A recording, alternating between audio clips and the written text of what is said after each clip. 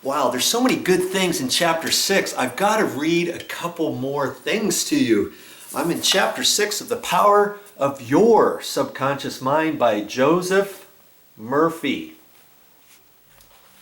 The affirmative method. The effectiveness of an affirmation is determined largely by your understanding of the truth and meaning that underlie the words in praying use, not vain repetition.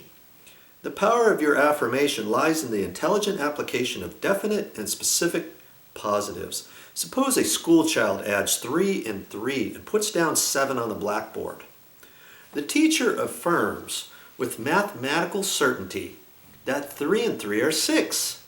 Therefore, the child changes the figures accordingly.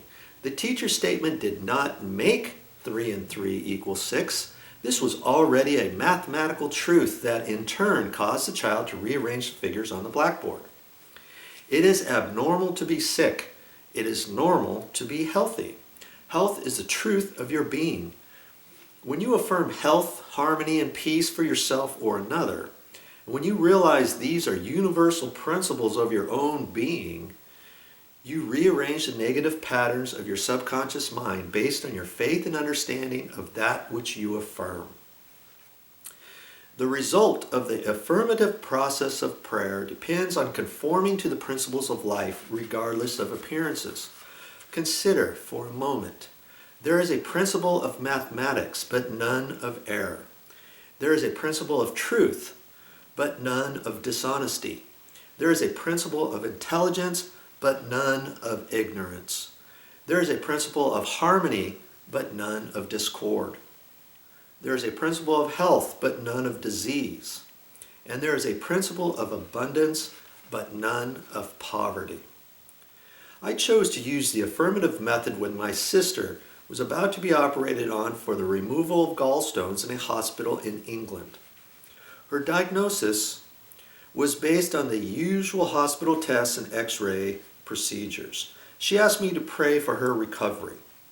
I was over 6,000 miles away, but this did not disturb me. There is no time or space in the mind principle. Infinite mind or intelligence is present in its entirety at every point simultaneously. Several times a day, I withdrew all thought from the contemplation of my sister's symptoms and from the corporal personality altogether, calmly, confidently, and I affirmed as follows. This prayer is for my sister Catherine. She is relaxed and at peace, poised, balanced, serene, and calm. The healing intelligence of her subconscious mind that created her body is now transforming every cell, nerve, tissue, muscle, and bone of her being according to the perfect pattern of all organs lodged in her subconscious mind.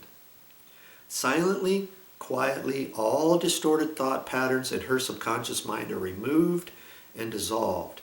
And the vitality, wholeness, and beauty of the life principle are made manifest in every atom of her being. She is now open and receptive to the healing currents that are flowing through her like a river, restoring her to perfect health, harmony, and peace. All distortions and ugly images are now washed away by the infinite ocean of love and peace flowing through her, and it is so. At the end of 2 weeks, my sister had another examination. Her x-rays were negative. Her doctor admitted that she showed a remarkable healing and called off the scheduled surgery. To affirm is to state that it is so. As you maintain this attitude of mind as true, regardless of all evidence to the contrary, you will receive an answer to your prayer. Your thought can only affirm, for even if you deny something, you are actually affirming the presence of what you deny. Repeating an affirmation, knowing what you are saying and why you are saying it, leads the mind to that state of consciousness where it accepts that which you state as true. Keep on affirming the truths of life until you get the subconscious reaction that satisfies. This is one amazing book. No matter what you're going through in life, this book will help you. The power of your subconscious mind. It is powerful. Well, that's all I got for this time. But I'll be back with more